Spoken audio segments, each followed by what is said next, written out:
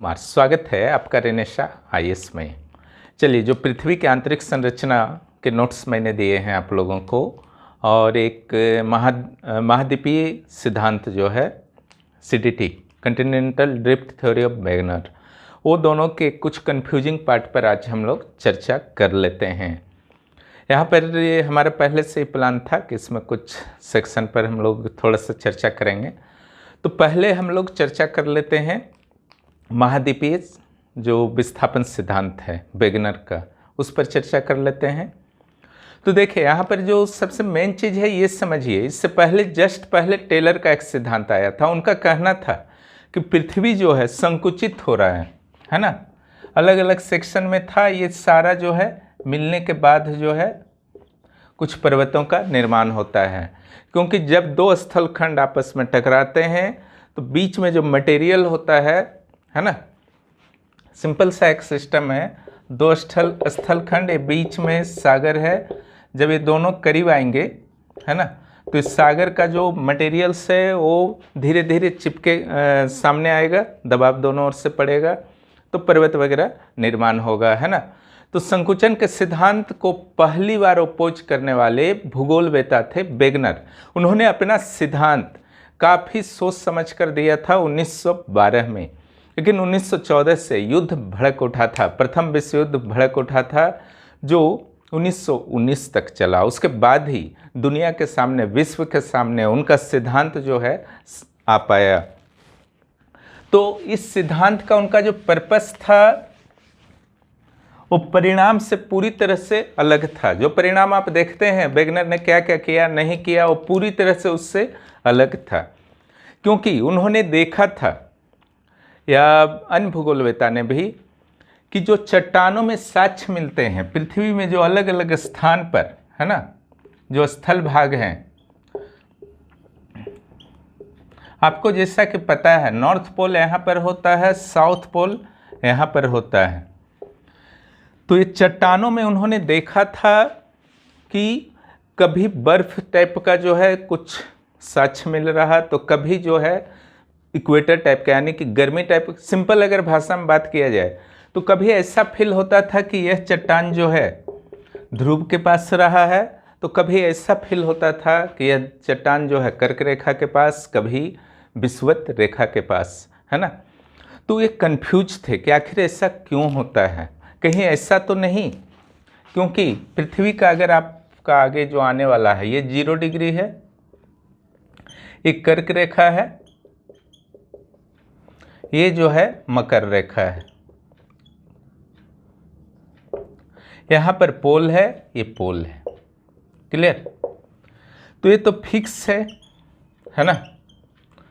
अगर मान लीजिए किसी चट्टान में, किसी चट्टान के टुकड़ा में कभी पोलर रीजन में उसके रहने का साक्ष्य मिल रहा है, कभी इक्वेटर रीजन में रहने का साक्ष्य मिल रहा है। आखिर ऐसा कैसे हो सकता है? इसके दो संभावनाएं उनको लगी वेगनर को।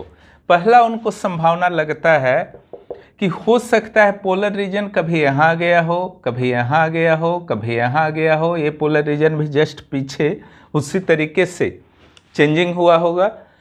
चट्टान एक जगह रखिए आप, है ना, चट्टान को एक जगह फिक्स रखिए और ये पोलर रीजन इधर उधर हो रहा है। ये पहला आपका सिचुएशन बनता है। फिर दूसरा जो सिचुएशन बनता है कि चट्टान जो है कभी यहाँ पर रहा हो, फिर ये चट्टान कभी यहाँ रहा हो, ये चट्टान कभी यहाँ रहा हो, कभी यहाँ रहा हो, कभी इक्वेटर पर रहा हो। तो दो सिचुएशन बनता है, या तो चट्टान इधर उधर हो रहा था, या फिर आपका जो बेल्ट है ना, पोलर बेल्ट है, तो वो सारे इक्वेटर बेल्ट है, वे सारे इधर उधर हो रहे होंगे। लेकिन वेगनर ने अलग अलग प्रमाणों के आधार पर यह पूरी तरह से कन्फर्म होकर के कहा, और ये सही भी है, कि ऐसा हो ही नहीं सकता है कि पोल का जो है स्थानांतरण होगा, है ना। पोल चाहे नॉर्थ पोल है, साउथ पोल है, चाहे 0 डिग्री है, वो फिक्स रहा था। तो स्थानांतरण किसका हुआ? तो ये स्थलखंड का हुआ। क्लियर? इस आधार पे उन्होंने कहा कि स्थानांतरण तो हुआ है स्थलखंड का, इसीलिए आपका आया कॉन्टिनेंटल ड्रिफ्ट थ्योरी, महाद्वीपीय विस्थापन सिद्धांत। विस्थापन का अर्थ होता है इधर उधर होना, है ना।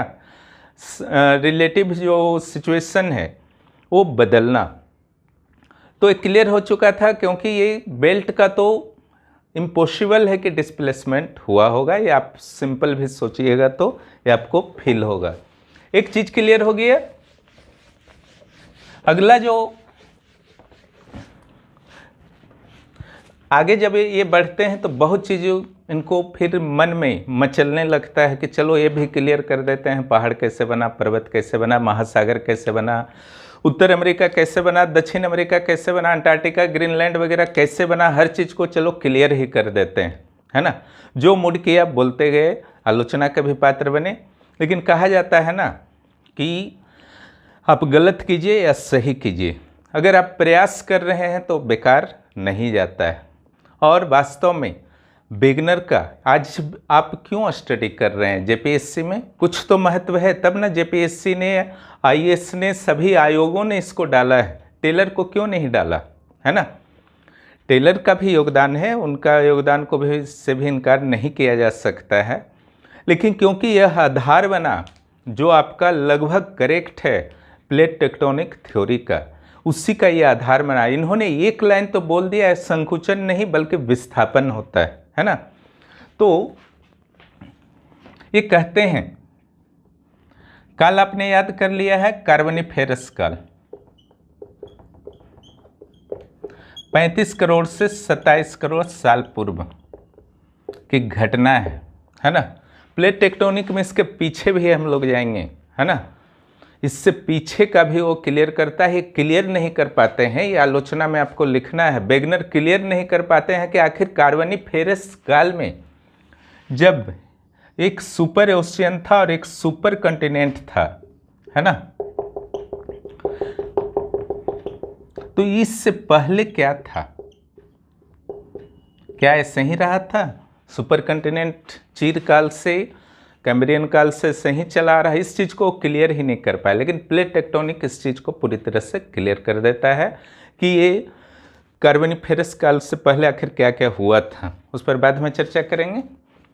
तो एक सुपर कॉन्टिनेंट था और एक क्या था, सुपर ओशन था। सुपर कॉन्टिनेंट जो था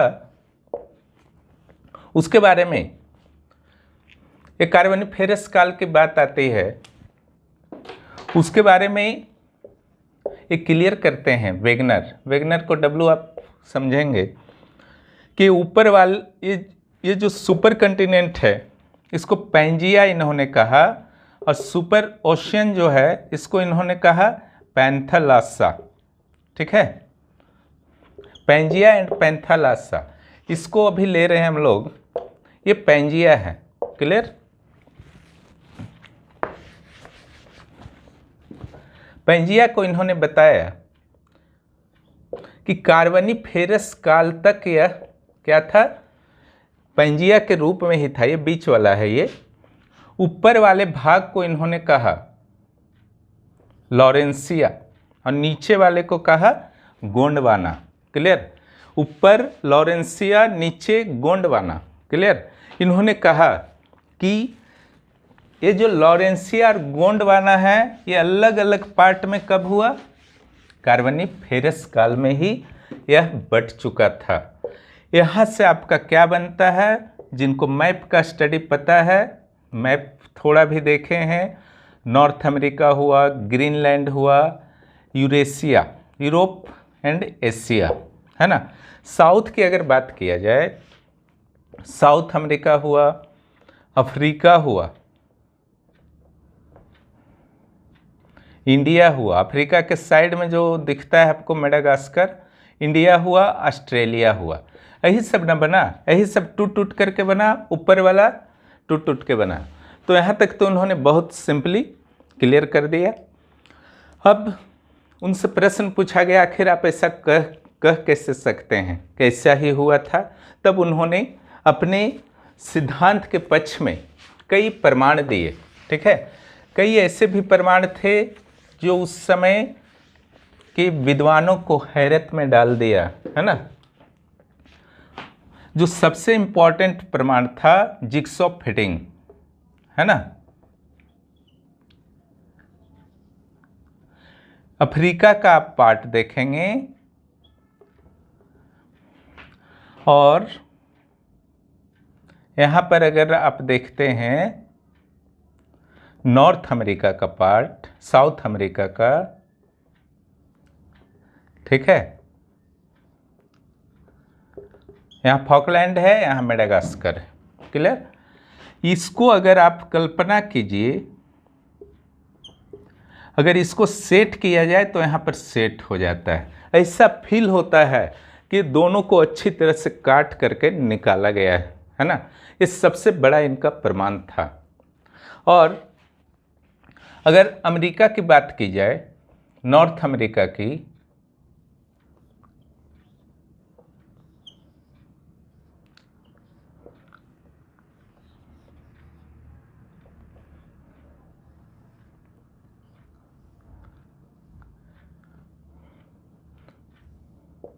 नॉर्थ अमेरिका की बात करते हैं, और इधर अगर आप यूरोप का बात करते हैं, ठीक है, ये यूरोप है।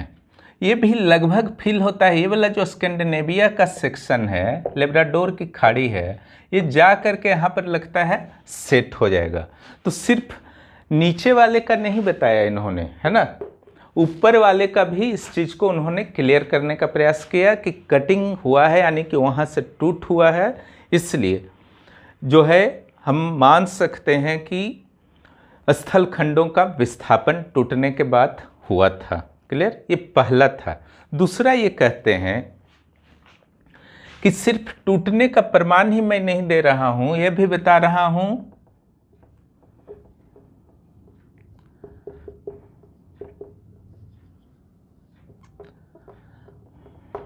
यहाँ पर जो आंतरिक चट्टान है, क्लियर, गोंडवाना ग्रेनाइट चट्टान वगैरह है, इस जगह और इस जगह आज भी सेम मिलता है, और ये सही है, दोनों चट्टान जो है सेम मिलता है। ये भी कंफर्म करता है कि दोनों टूटा है ना। अब तरीका उनका भले ही गलत था बताने का, है ना, जो आगे हम लोग पढ़ेंगे, लेकिन वास्तव में तो टूटा है। ये प्लेट टेक्टोनिक थ्योरी में भी आप इसी चीज़ को पढ़ेंगे, टूटा तो है, लेकिन कैसे टूटा, क्या हुआ, उस चीज़ को इन्होंने गलत बता दिया। तीसरा है, देखिए, चट्टान का यानी कि भूगर्भिक संरचना हुआ, अलग अलग काल में, अलग अलग काल में आपके पर्वत बनते रहे हैं। उसी में एक काल है आपका टर्सरी काल, जब हिमालय बना। लेकिन ऐसा नहीं है कि हिमालय से पहले कभी पर्वत बना ही नहीं था। प्लेट टेक्टोनिक थ्योरी में आप जानेंगे कि एक बार सारे स्थलखंड जो है टूट फूट करके अलग अलग आकृति में दूर दूर होते हैं, महासागर खुलते हैं, है ना। अब फिर क्या होता है, सब साथ मिल जाते हैं। सुपर ओशन, सुपर कंटिनेंट एक बार नहीं हुआ है, उससे पहले भी कई बार हुआ है। तो जब जब आपका हुआ था तब तब आपके पर्वतों का निर्माण हुआ है। तो हालांकि इस चीज़ को उन्होंने क्लियर नहीं किया, लेकिन इस चीज़ को क्लियर किया है कि हर्सिनियन काल और कैलिडोनियन काल, है ना, हर्सिनियन काल और कैलिडोनियन काल के पर्वत जो हैं दोनों कोस्ट में समान रूप से मिलते हैं। इसके अलावा इन्होंने ये भी बताया कुछ और भी, ग्लोसोप्टेरिस नाम का वनस्पति के बारे में बताया, कार्बोनिफेरस हिमानीकरण के बारे में बताया कि दोनों जगह जो है मिलता है, साउथ अमेरिका में भी और अफ्रीका में भी और इंडिया में भी, ऑस्ट्रेलिया में भी, है ना। हर जगह जो है आपका कार्बोनिफेरस का हिमानी, यहाँ पर डरबन है, क्लियर। हर जगह जो है कार्बोनिफेरस काल में साउथ जो हेमिस्फेयर था, दक्षिणी गोलार्ध था, वहाँ पूरी तरह से आपका क्या हुआ था, हिमानी का प्रभाव जो है फैल गया था। यानी कि हिमानीकरण का अर्थ होता है ग्लेशिएशन, है ना, यानी कि पूरे पूरे इलाका में जो है बर्फ फैल गया था। और जब लंबे समय तक कोई चट्टान बर्फ के अंदर रहता है तो बाद में जो वर्तमान में आपके भूगर्भ है उसका पता कर ही लेते हैं कि हाँ ये चट्टान जो है हिमानीकरण के प्रभाव में रहा था। तो ये सब उनके पक्ष में मत है। उसके अलावा इन्होंने ये भी कहा था जो ग्रीनलैंड है ना, ये पश्चिम दिशा की ओर 20 सेंटीमीटर पर ईयर की दर से खिसकता रहा है पश्चिम दिशा की ओर। क्लियर। हालांकि 1930 के बाद ऐसे प्रमाण नहीं मिले हैं कि कितना खिसका है, कि अस्थिर टाइप का फील हो रहा है, लेकिन 1930 तक यह स्पष्ट प्रमाण है कि हाँ खिसक रहा है। क्लियर। तो ये सब उन्होंने अपने पक्ष में कुछ प्रमाण दिए। अब प्रश्न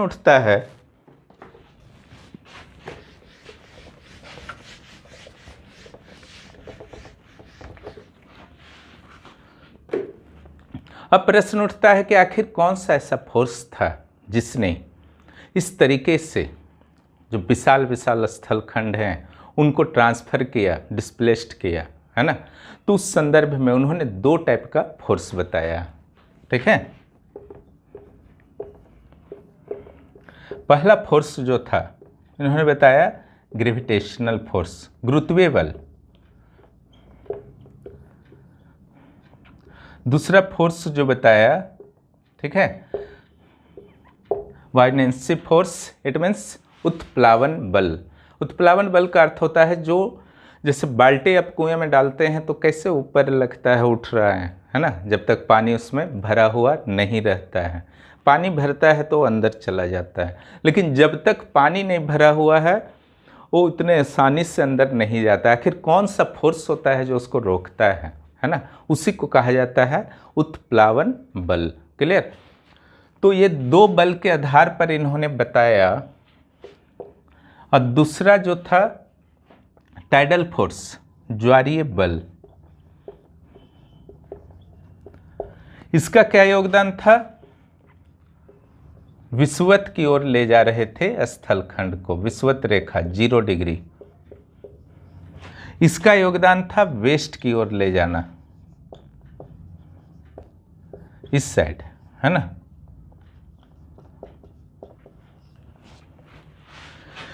देखिए इस सब में कंफ्यूज नहीं होना है, जो लिखा हुआ है लिख दीजिएगा, क्योंकि वो भी इसी टाइप से बता रहे थे जिसका कोई आधार उधार नहीं था, है ना। जो मूड कर रहा था वो भी बोल रहे थे, आपको भी जो मूड करता है सब लिख दीजिए, है ना। गलत उलत नहीं होगा, बस वेस्ट की ओर ही लिखिएगा, ईस्ट की ओर मत लिखिएगा, इतना खाली ध्यान रखिएगा, है ना। क्योंकि ज्वारीय बल जो होता है, टाइडल फोर्स जो होता है, शायद ज्वार भाटा भी आप लोगों का है सिलेबस में, वहाँ पर फिर से आएगा। तो चंद्रमा और सूर्य के द्वारा लगाया जाता है। चंद्रमा का ज़्यादा प्रभाव होता है क्योंकि वह नज़दीक है, न्यूटन के लॉ से उसको आप जो है एनालिसिस कर सकते हैं कि क्यों चंद्रमा का ज़्यादा प्रभावी होता है। खैर उस पर अभी नहीं जाना है। चंद्रमा और सूर्य का जो है प्रभाव ज़्यादा होता है, बस इतना समझ। चंद्रमा और सूर्य के कारण ज्वारीय बल उत्पन्न होता है। अब पृथ्वी जो है पश्चिम से पूर्व की ओर घूमती है, इसलिए ज्वारीय बल जो है पश्चिम की ओर ठेलता है। जैसे वाटर है ना, वाटर में स्पष्ट रूप से दिखता है कि अमावस्या और पूर्णिमा के दिन जो है टाइड्स जो हैं ज़्यादा ऊंचे होते हैं, है ना। क्योंकि माना जाता है कि आपका अमावस्या और पूर्णिमा के दिन कंबाइंड फोर्स जो है वाटर पर लगता है। चलिए वाटर का तो हम लोग मान लिए, लेकिन वेगनर ने इसको अप्लाई कर दिया ज़मीन पर भी। पानी लिक्विड है और ज़मीन जो है सॉलिड है, वो भी काफ़ी गहराई तक है ना। क्या ये संभव है कि मात्र टाइडल फोर्स के कारण वेस्ट की ओर जमीन जो है ढकेला जा सके? यहाँ पर भी फंस गए, ये आलोचना में मूल्यांकन में आपको डालना है ना। दूसरा गुरुत्वीय बल, अबायंसी फोर्स के कारण इन्होंने कहा कि इक्वेटर की ओर स्थल भाग स्थानांतरित हो रहा है। इट मीन्स एक इधर की ओर स्थानांतरित हुआ और दूसरा इधर की ओर, क्लियर, वेस्ट की ओर, और दूसरा 0 डिग्री की ओर। यही दो फोर्स के बारे में उन्होंने चर्चा किया और किसी तरह समझाने का प्रयास किया जितना उनको समझ में आया, है ना। फोर्स समझ गए?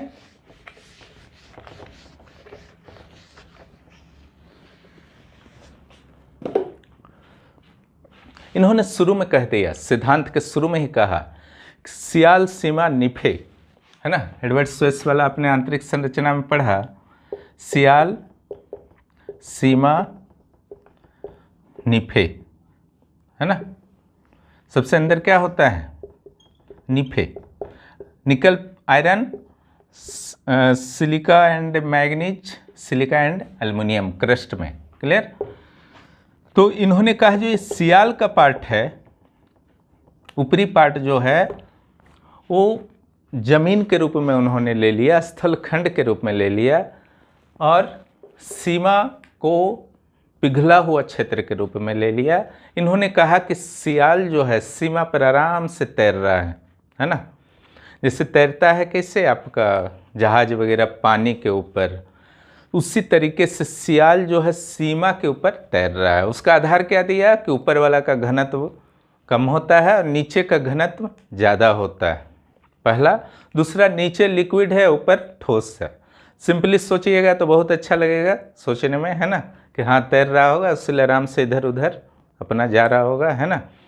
उन्होंने दिशा भी बता दिया था किधर जा रहा है ना। हालांकि फंस गए आगे जा कर के, क्लियर नहीं कि जब गलत चीज़ कुछ होता है तो फंसना जो है आपको तय ही है ना। चलिए नेक्स्ट आते हैं। इन्होंने क्लियर कैसे किया, तो यहाँ पर आपको ध्यान देना है। कार्बोनिफेरस काल का पहला देना है, दूसरा ट्रायसिक जुरेसिक काल का दे दीजिएगा, तीसरा क्रीटेशियस का, इसी में 2 क्रीटेशियस रख लेते हैं, प्रारंभिक क्रीटेशियस, अंतिम क्रीटेशियस। क्लियर। चौथा एकदम लास्ट वाला है ये, Palaeocene, eosin, Oligocene, myosin, Pliocene में पहुंचना है आपको, है ना, जब हिमालय भी बन चुका था। तो ये जो है प्लायोसिन काल है और ये कार्बोनिफेरस काल है। इतना को जो है आपको वहाँ पर दिखाना होगा, पर्वत निर्माण, महाद्वीप निर्माण। कार्बोनिफेरस काल में क्या दिखाना है, सिंपल, ये जो है विभाजित हो गया और कुछ नहीं दिखाना है। ये क्या था आपका, लॉरेंसिया, है ना। तो कार्बोनिफेरस काल में यही दे देना है, और यहाँ पर टेथिस सी बन गया था, जो बीच में एक सागर बना। जब दोनों हटा तो इधर जो पेंथालासा का पार्ट था लॉरेंसिया और गोंडवाना के बीच, तो पानी यहाँ भी भर गया, है ना, तो इसको कहा गया टेथिस सागर। क्लियर। तो यहाँ तक आप समझ गए होंगे। उसके बाद आपको क्या करना है, जुरेसिक पार्क में आना है, सॉरी जुरेसिक इपोक में आना है। कार्बोनिफेरस में उतना ही दिखाना है। अच्छी तरह से आपके नोट्स में मैंने बना दिया है।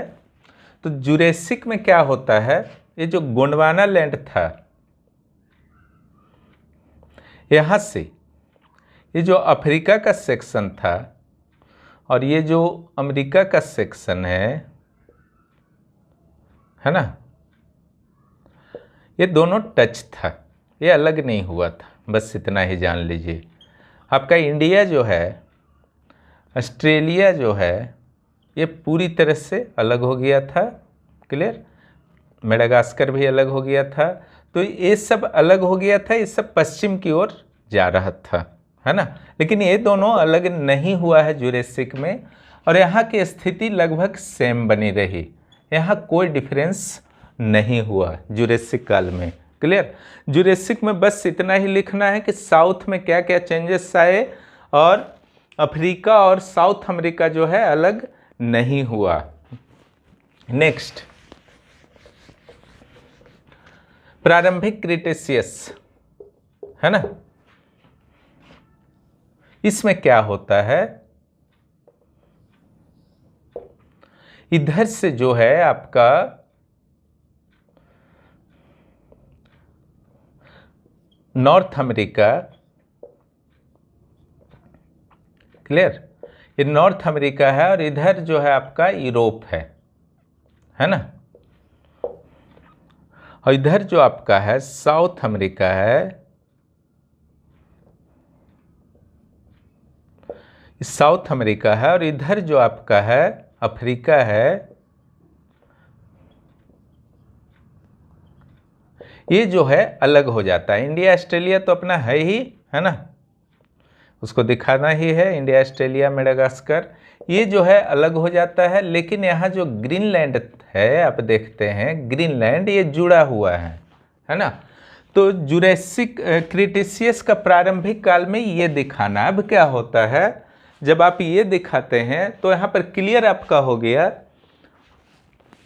कि ये जो सेक्शन आप देख रहे हैं यूरोप है ये, है ना।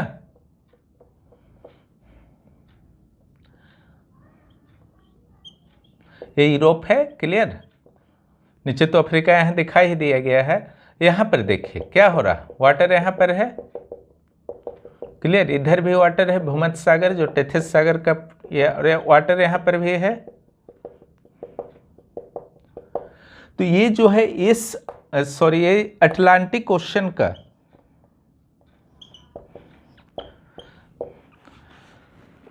अटलांटिक ओशियन जो है आपका क्रिटेशियस काल के अंतिम समय में आपका आया, ठीक है। 8-9-10 करोड़ के साल पहले का रख लीजिए आप। तो उस समय आपका अटलांटिक ओशियन आया।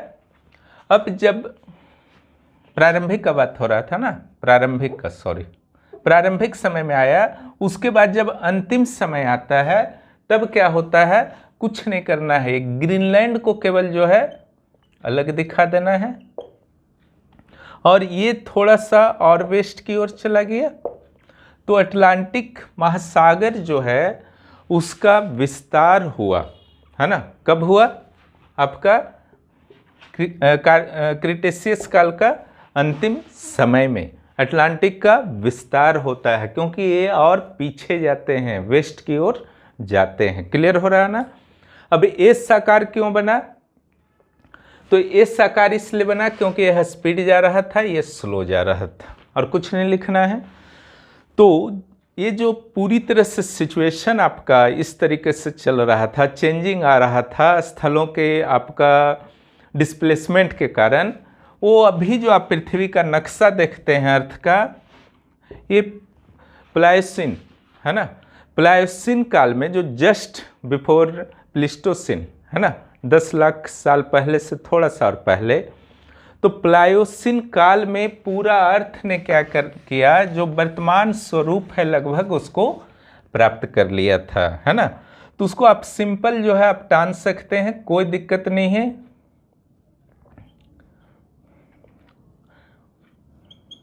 इस टाइप से आप एक रफ आपको मानचित्र बना देना है ना। फास्ट होना चाहिए, क्लियर। स्लो बनाइएगा तो फिर मत बनाइए, क्योंकि वहाँ पर नहीं चलेगा स्लो। इस टाइप का मानचित्र आपको एक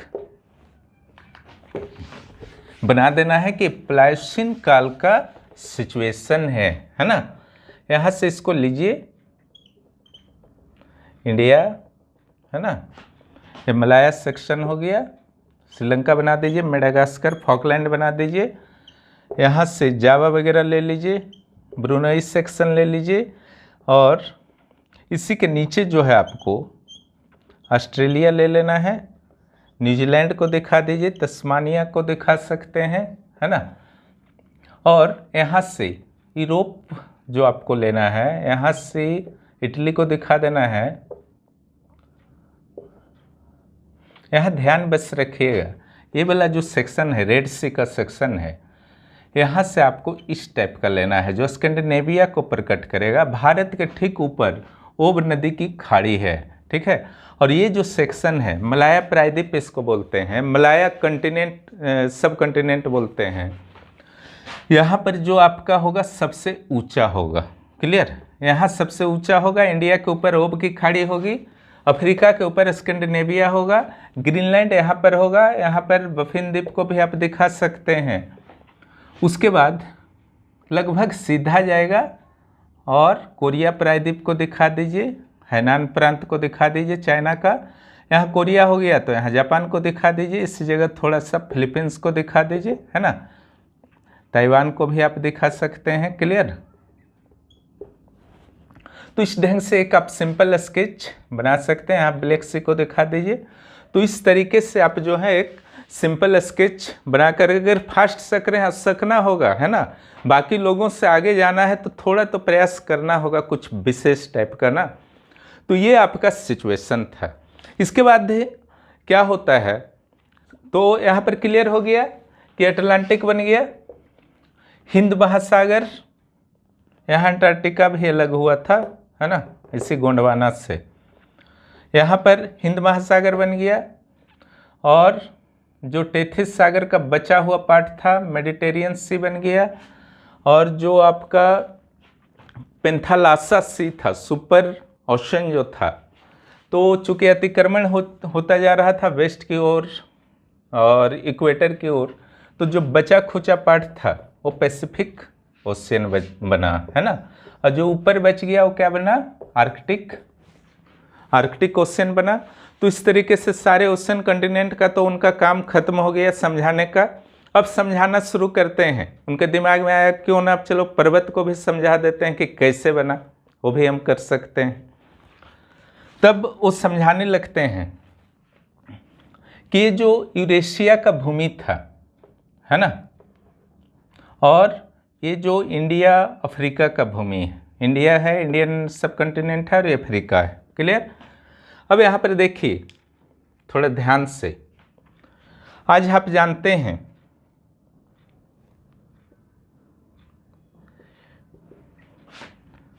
कि इक्वेटर जो है लगभग यहाँ से जाता है 0 डिग्री, जाता है ना।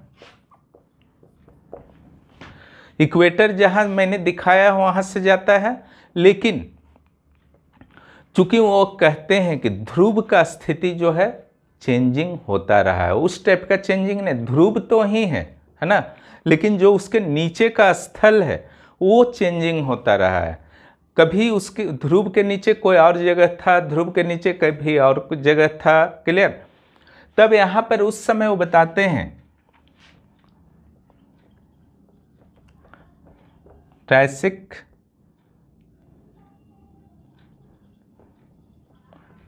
काल में यहाँ था, जुरेसिक काल में यहाँ था, क्रेटेशियस काल में यहाँ पर था दक्षिणी ध्रुव, है ना। तब जब ये बताते हैं कि ध्रुव का स्थान जब चेंज होता है, ये बहुत ज़्यादा मैटर नहीं है ना, परेशान मत होइएगा, बस ध्रुव का स्थान चेंज नहीं होता है, बोलने में थोड़ा गड़बड़ा जा रहा है।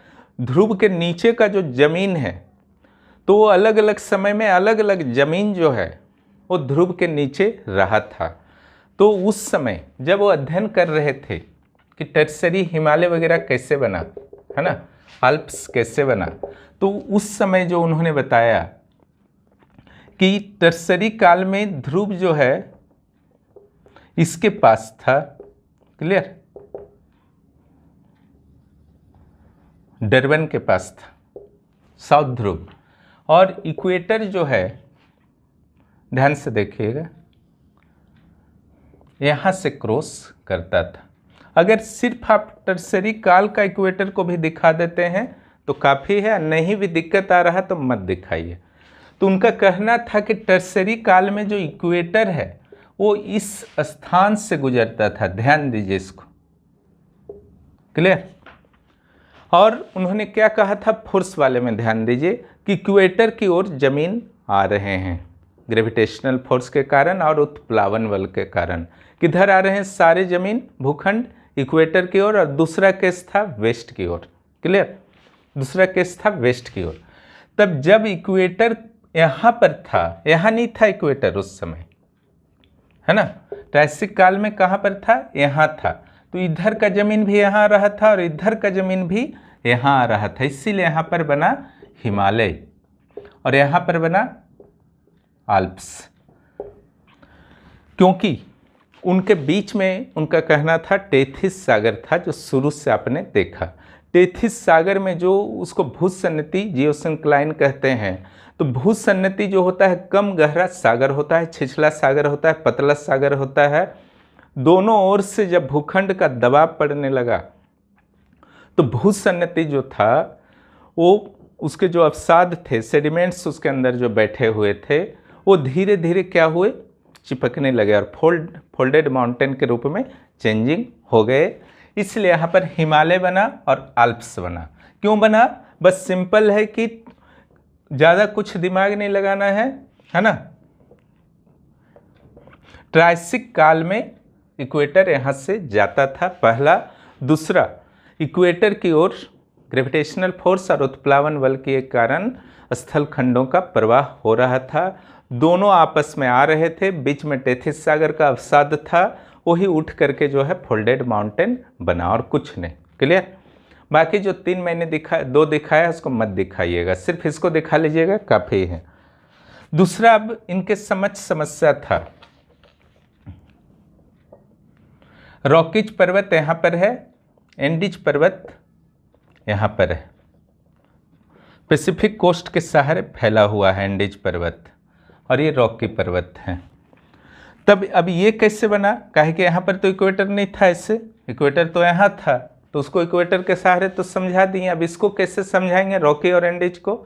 तब इन्होंने अपना जो शुरू में कहा था, सीमा जो है, सियाल जो है सीमा पर स्वतंत्रता पूर्वक जो है तैर रहा है, उसको इन्होंने बता दिया कि किसी कारणवश, है ना, किसी कारणवश सियाल में अवरोध पैदा किया सीमा ने। सीमा ने क्या किया? अवरोध पैदा कर दिया, किसमें? सियाल के गति में। इसलिए जब अवरोध पैदा किया तो यहाँ पर कुछ जो अवसाद वगैरह थे, यहाँ जो अवसाद वगैरह थे, ये पर्वत के रूप में चेंजिंग हो गए। क्लियर? तो परस्पर विरोधी इनका हो गया थोड़ा सा, जो शुरू में कहा था उसके उल्टे में चले गए, तो सारा गड़बड़ा गया। क्लियर? तो ये चीज़ को एक आपको क्लियर करना है, पर्वतों का निर्माण। इसके अलावा इन्होंने ये जो द्वीपीय चाप कहा जाता है, आइलैंड आर्क,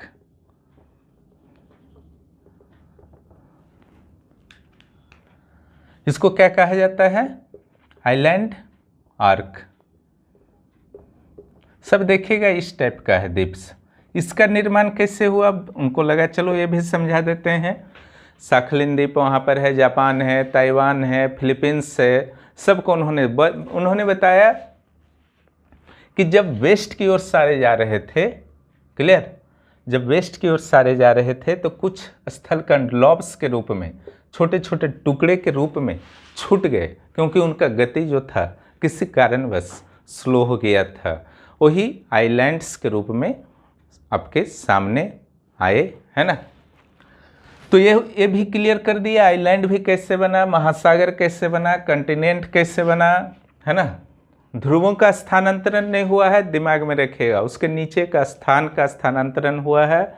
और इक्वेटर कहाँ पर था, उसमें एक ही याद रखिएगा, ये वाला ट्रायसिक काल में, है ना, ताकि आप पर्वतों में हिमालय को और एक आपका आल्प्स पर्वत जो है, यानी कि टर्सरी काल के सारे पर्वत जो एक लाइन में है, उसको आप समझा सकें उनके अनुसार, हालांकि वो सही नहीं है ना। और इसको समझाना है तो सीमा ने सियाल को रोक दिया, बस। क्लियर? तो ये तो हो गया आपका।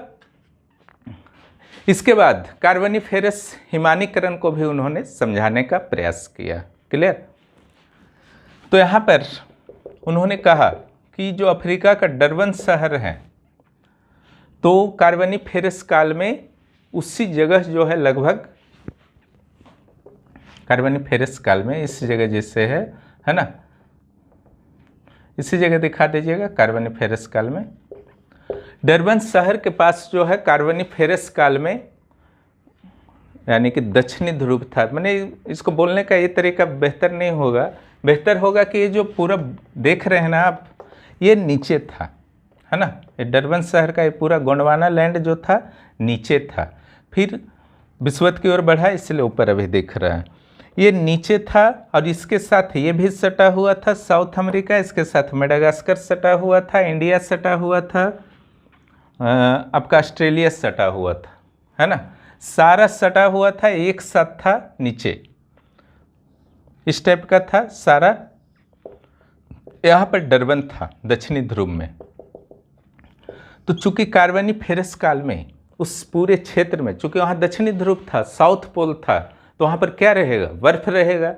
तो यहाँ पर इतना ज़बरदस्त हिमानीकरण का प्रभाव था कि यहाँ पर पूरा इलाका में इस जगह, है ना, इस जगह जो जो इससे टूट के बना है ना, इस जगह हिमानीकरण के स्पष्ट रूप से साक्ष्य मिलते हैं। ठीक है, हर जगह, चूँकि सारे एक साथ थे तो हिमानीकरण के आपके साक्ष्य मिलते हैं, इसमें कौन बड़ा बात है।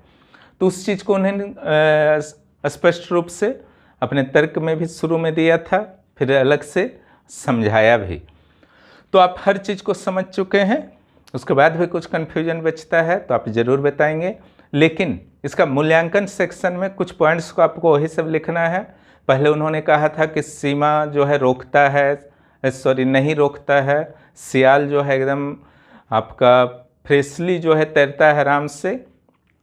और दूसरा जो उन्होंने कहा फोर्स, ज्वारीय बल, तो अभी मैंने थोड़ी देर पहले बताया कि पानी को तो ज्वारीय बल उठा सकता है या गुरुत्वीय बल या फिर उत्प्लावन बल, लिक्विड पर तो वर्क कर सकता है, लेकिन ठोस में इतना आसान नहीं है। तो कहा जाता है ना, अलग अलग वैज्ञानिकों के द्वारा, जैसे मॉर्गन ने यह कहा लगभग 1000 मिलियन, जितना फोर्स अगर उनका काउंट किया जाए, जितना भी वेगनर ने बताया कि हाँ इतना जो है फोर्स में स्थल भाग पश्चिम की ओर जाने लगा, गुरुत्वीय 0 डिग्री की ओर जाने लगा, उसका 1000 मिलियन गुना फोर्स रहेगा, तब स्थल भाग में जो है आपका संभव है कि उस टाइप का कुछ डिस्प्लेसमेंट होगा। लेकिन साथ ही उन्होंने कहा कि अगर 1000 मिलियन हो गया तो पृथ्वी का जो रोटेशनल घूर्णन गति है वो ही रुक जाएगा, है ना, दिन रात होना बंद हो जाएगा, इसलिए वो भी गलत हो गया। क्लियर। तो सीमा सियाल गलत हो गया, फोर्स गलत हो गया। जहाँ तक चट्टानों की बात है, ग्रेनाइट चट्टान गोंडवाना चट्टानों की समानता, तो यह एक आपका संयोग भी हो सकता है। क्लियर। या फिर किसी और विधि से आप इसको सिद्ध करें, जैसे प्लेट टेक्टोनिक ने सिद्ध किया। क्लियर। या हर्सिनियन कैलेडोनियन काल के पर्वतों की समानता दोनों कोस्ट में, तो इससे भी तर्क के लिए पर्याप्त नहीं माना जाता है, नहीं माना जा सकता है, क्योंकि फोर्स जो उन्होंने कहा था वो गलत हो गया तो सारा गलत हो गया। क्लियर।